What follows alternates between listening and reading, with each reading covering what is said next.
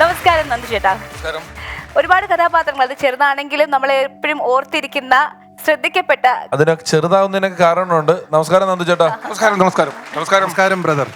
നന്ദു ചേട്ടൻ ഒരുപാട് കഥാപാത്രങ്ങൾ എന്ന് പറഞ്ഞല്ലോ.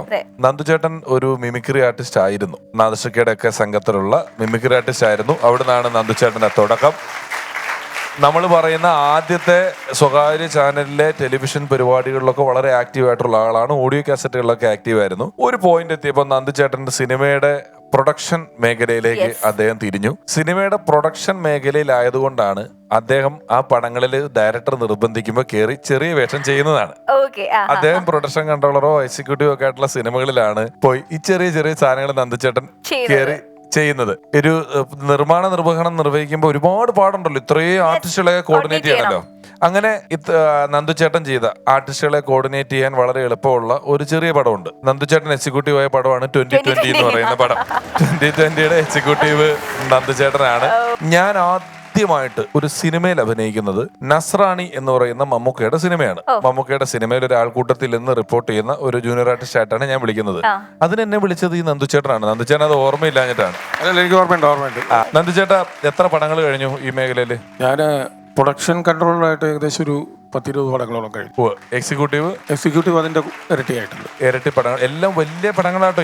ഞാൻ ചെയ്തിരിക്കുന്ന എല്ലാം ജോർജ് സാർ പടങ്ങള്, പ്രിയൻ സാർ പടങ്ങള്, ലാൽ ജോസ് അങ്ങനെയുള്ള പടങ്ങളാണ് കൂടുതൽ. വലിയ പടങ്ങളാണ്. എന്താ നന്ദു ചേട്ടാ മിമിക്രിന്ന് പെട്ടെന്ന് ഇതിലോട്ട് മാറാനുണ്ടായ തീരുമാനം എന്തായിരുന്നു? അല്ല, മിമിക്രി ചെയ്തുകൊണ്ടിരിക്കുമ്പോൾ അന്ന് ഞാനായിരുന്നു മിക്കപ്പോഴും കോർഡിനേഷൻ മാനേജർ, പ്രൊഡക്ഷന്റെ മറ്റേ ടീമിന്റെ manager. Cochin Sagar കളിക്കുമ്പോഴേക്കും ഷാരിക്ക് ഓർമ്മയുണ്ടാവും.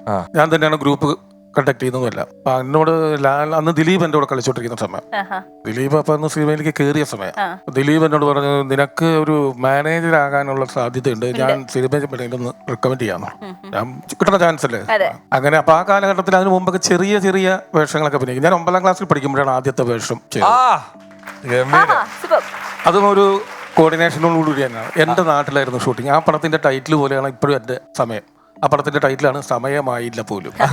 T ചന്ദ്രകുമാറാണ് director ചെയ്തിരുന്നത്. പപ്പുച്ചേട്ടൻ, KP മുറക്ക, സീമ ചേച്ചി, വീരഭദ്ര, അദ്ദേഹം ഇപ്പൊ ഇല്ല, വലിയ ചേച്ചി, ഇവരൊക്കെ ആയിരുന്നു. ഇപ്പൊ എന്റെ നാട് ഏലൂര്, അതിന്റെ തൊട്ടടുത്തായിരുന്നു ഷൂട്ട്.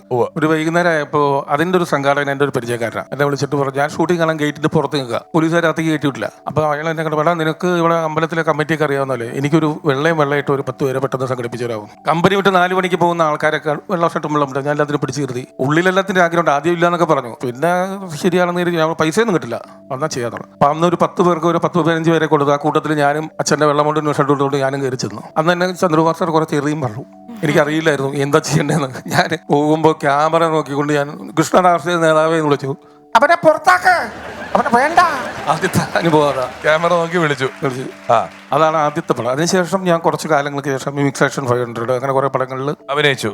വെട്ടത്തില് ഒരു ഡയലോഗ് പോലും പറയാതെ വെറുതെ തൊഴുത് നമ്മളെ ചിരിപ്പിച്ചിട്ടുള്ള ആളാണ് നന്ദുചേട്ടൻ എന്ന് പറയുന്നത്. അത് വെട്ടത്തിന് ആ ക്യാരക്ടർ പെട്ടെന്നുണ്ടായതാ. അതായത് ലയൺ പടം നടക്കുന്ന സമയം അതിന്റെ ലൊക്കേഷൻ നോക്കാനായിട്ട് പൊള്ളാച്ചി പോയതാ. പൊള്ളാച്ചി പോയി തിരിച്ച് വരുന്ന വഴി പ്രിയൻ സാറിന്റെ വെട്ടം അവിടെ നടക്കുന്നുണ്ട്. ദിലീപിനെയും കാണാം, പ്രിയൻ സാറിനെയും കാണാം. ഉദയനാണ് സ്ക്രിപ്റ്റ്, ശ്രീ ഉദയൻ. അവരൊക്കെ നമ്മുടെ പഴയ ഫ്രണ്ട്സ് ആണ്. അപ്പൊ അവരൊക്കെ ഒന്ന് കണ്ട് ദിലീപിനെ കണ്ട് തിരിച്ചു വരുമ്പോൾ ഞാൻ പൊള്ളാച്ചി എത്താറായപ്പോൾ ദിലീപ് എന്നെ വിളിച്ചു, നിനക്ക് പോയിട്ട് ധൃതിയില്ലെങ്കിൽ തിരിച്ചു പോകാൻ നാളെ ഒരു വേഷം ചെയ്യാം. വേഷം എന്താണെന്നും പറഞ്ഞില്ല. ഞാൻ ചെന്നപ്പോൾ രാവിലെ മുതലമട റെയിൽവേ സ്റ്റേഷൻ അവിടെ പ്രിയൻ സാർ പറഞ്ഞു, ഒന്നുമില്ല, ഒരു തെലുങ്കിന്റെ വേഷമാണ്, ദിലീപ് പറയുന്നതിനനുസരിച്ച് ഓപ്പോസിറ്റ് അതൊക്കെ തെറ്റ് ഒന്ന് ഇരുന്നാൽ മതി എന്ന് പറഞ്ഞു.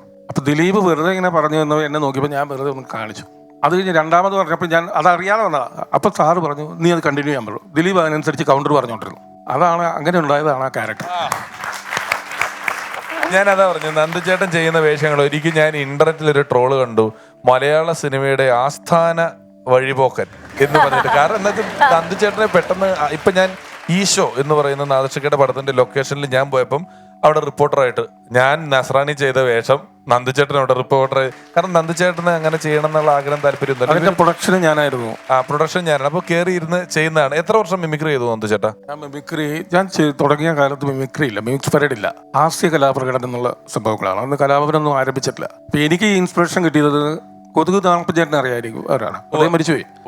അദ്ദേഹവും രണ്ടുപേരും കൂടെ ബോംബെ ഹരേ കൃഷ്ണ ഹരേ രാമ എന്ന ഗ്രൂപ്പിന്റെ കൂടെ ഞങ്ങളുടെ FICT ലളിത കലാകേന്ദ്രത്തിൽ പ്രോഗ്രാമിന് വന്നു. അപ്പോൾ ഈ പ്രോഗ്രാം നാടകം തുടങ്ങുന്നതിന് മുമ്പ് ഇവരുടെ 3 പേരുടെ പ്രകടനങ്ങളാണ്. ആർട്ടിസ്റ്റ് നടീനടന്മാരെ ഒന്നും അനുകരിക്കുന്നില്ല, കുറെ മൃഗങ്ങളുടെ ശബ്ദം, പിന്നെ കോമഡി സ്കിറ്റ്. ആ കോമഡി സ്കിറ്റ് ഭയങ്കരമായിട്ട് ആകർഷിച്ചു, അത് മോഷ്ടിച്ചു. എന്നിട്ട് ഞാൻ രണ്ടുപേരെ കൂട്ടി പല അമ്പലങ്ങളിലും ക്ഷേത്രങ്ങളിലും ചെറിയ എമൗണ്ടൊക്കെ ഉള്ളൂ, 15 രൂപ 20 രൂപ പോയി കളിച്ച്. നന്ദുചേട്ടൻ അന്നൊക്കെ എന്തായിരുന്നു ശരിക്കും സ്റ്റേജിലൊക്കെ ചെയ്തോണ്ടിരുന്നത്? എന്താ? ഞാൻ കൂടുതലും കോമഡി സ്കിറ്റുകൾ, 3-4 പേര്, ഇപ്പൊ ഞാൻ അബി, മൻസൂർ, ദിലീപ്, ഇങ്ങനെ ചേർന്ന സ്കിറ്റുകളായിരുന്നു കൂടുതലും ചെയ്തുകൊണ്ടിരുന്നത്. ശബ്ദാനുകരണം ഒന്നും നടത്തിയിട്ടില്ല. നടത്തിയെങ്കിൽ ഇന്നിപ്പോ ആ നടന്മാർ എന്നെ കേട്ട തല്ലിക്കൊല്ലും.